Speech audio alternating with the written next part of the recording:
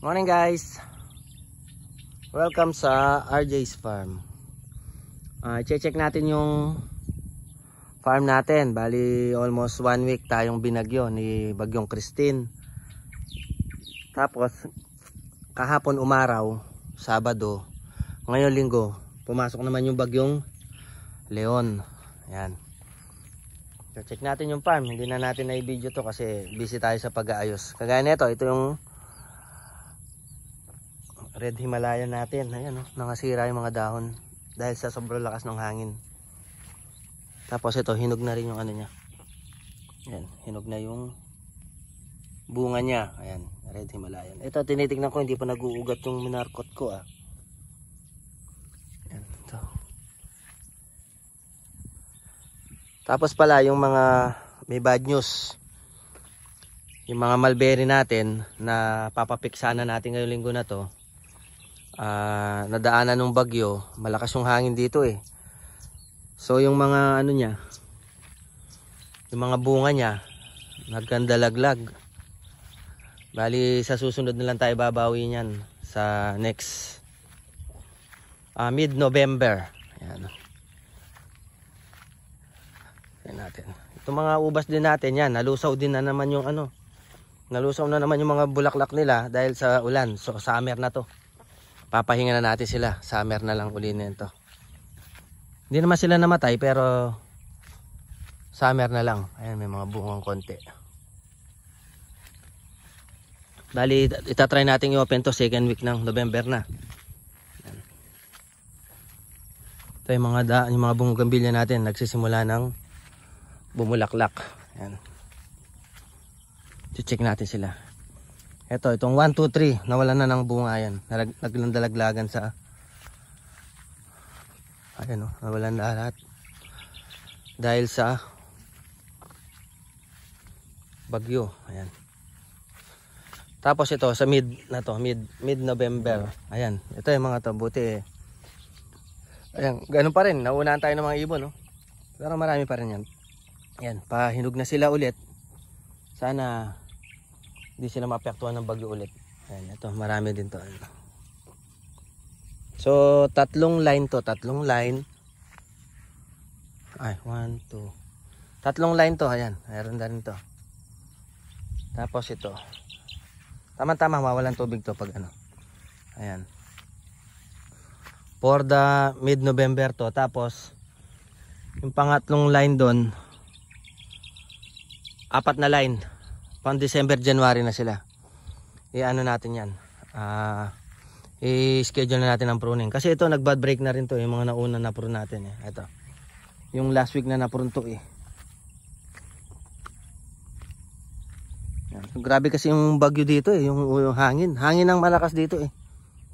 Ayan o. Nagba-bad break na uli sila. Ito yung mga na-prune natin bago bagyo eh. So, susunod itong tatlo uli dito. Para December na wala na masyadong bagyo nun. Ayan, makikita nyo, wala na naman yung bundok Arayat Wala naman yung bundok Arayat kasi may bagyo na naman. Si Bagyong Leon. Ito, na humiga tong dwarf natin Dahil papunta doon ang bagyo, ang hangin. Ayan, nakapunta sila lahat doon. Yung ano natin, naluma na yung mga bakod natin, papalitan na natin sila talaga. Hindi na pwede. Tapos nandito na naman yung kalaban nating fruit fly dahil tag-ulan. So bibili tayo ng fruit fly attractant para hulihin natin sila. Para umalis sila. Yan. Dito talaga wala na siyang bunga. Kaya ang gagawin natin dito, kakat back natin sila para masyado silang overcrowded yung mga sanga nila eh. Kaya hindi sila namumunga ng marami. So gagawin natin yung experiment. Tatanggalan natin sila. Isa lang na main ang tatanggalin natin. Isang main na lang yung titira. Yan. Tapos ito yung mga ubas. Tinatanggalan ko ng mga shoot. Nagsushoot tining tayo. Ito yung mga binabawasan natin sila. Kasi over sila eh. Magana mga ito. Binabawasan natin. Kasi para lumaki sila. Tapos ito na yung gagawin natin, mag-aalaga na lang tayo ng sanga kasi wala na siyang bunga, hindi siya magbubunga. Sanga na lang para pwede natin ibenta yung sanga. Mga cuttings na lang ang paparamihin natin muna. Kaya ito alagaan natin. Yan. Kaka-spray ko na ng fungicide. Ayan.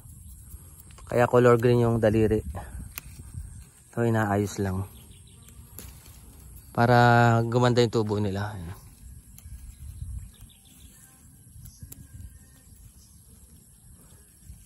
May fungicide dyan. Kahapon to, nag-spray ako ng fungicide. Pang preventive maintenance sa kanila. Ganda to. Natanggalan ng overcrowded para ay meron to. Ito tatanggalin to sira. Ayan may ano na anthracnose. Ito yung parang bukbok na yan. Anthracnose yan eh. Yan yung kalaban nila pag tag-ulan. Number 1 na naninira. Sakit ng ubas. Hirap puksain neto eh. Hawa-hawa.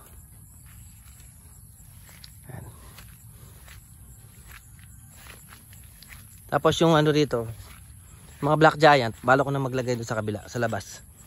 Para hindi siya nasisira rito. Nasisira kasi ng ano, alambre eh.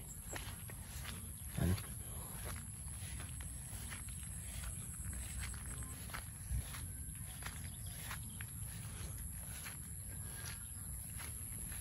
Ito sila. Ito black giant. Puro dahon, hindi namumunga. Tsaka na natin i-prune. At ito ay mga, ayan, ito marcoted, oh. Buhay na yung marcoted natin. Pwede na natin i-cut to. 2, 1, 2, 3, 4. 4 na marcoted. Hindi pa tayo nagmamarkot ngayon eh, kasi busy tayo eh. Ito yung ating mga arcadia. Yung mga arcadia natin siguro, sa summer na natin to ipuprune para nakakondisyon. Ay, naglalabas na naman sila ng ano, ng ugat. Mga area roots nila. So, bala ko lagyan ng ano to eh. Lagyan na lupa. Yan, ito yung mga arcadia. Arcadia, magagandang tubo pa rin. Saka itong ano dito, yung witch finger. Ay, witch finger. Ito yung ano, joy seedless to eh. Ito, joy seedless. Ito siya oh. Naka-grafted joy seedless sa Catawba. Yan nga, medyo gumaganda na siya.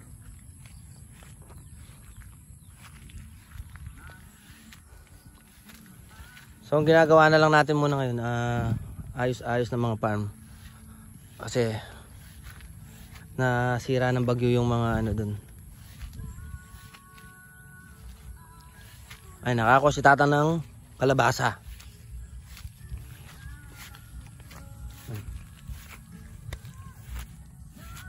Ito, kalabasa. Ayan. Nakakuha siya ng kalabasa doon kasi nakababad na sa tubig. Kaya kailangan kunin na. Then nag-replant pala tayo ng mga rootstock natin. Ito yung sinasabi ko. Ito, isang linggo pa lang yung Catawba na nai-transfer sa lupa. Ayan, kataas na. So, ano natin ito eh, naabang natin. Marami tayong nilagay dyan. Mga 20 Catawba dyan. I-rootstock natin para i-gagrap na lang natin pagdating ng summer. Ayan.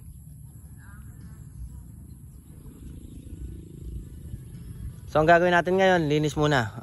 Grass cutter na lang muna yan sa taas. Tapos konting spray para sa pang-maintain na lang ng dahon.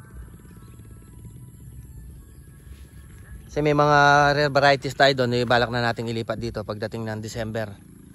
Pag hindi na masyadong matubig or maulan. So yun lang muna ang ating update sa farm. Tapos yung mga gustong pumasyal muna sa farm, wala po tayong picking ngayon. Naka-stop muna tayo. I-announce natin sa page natin kung kailan siya po available. Yun lang muna at maraming salamat.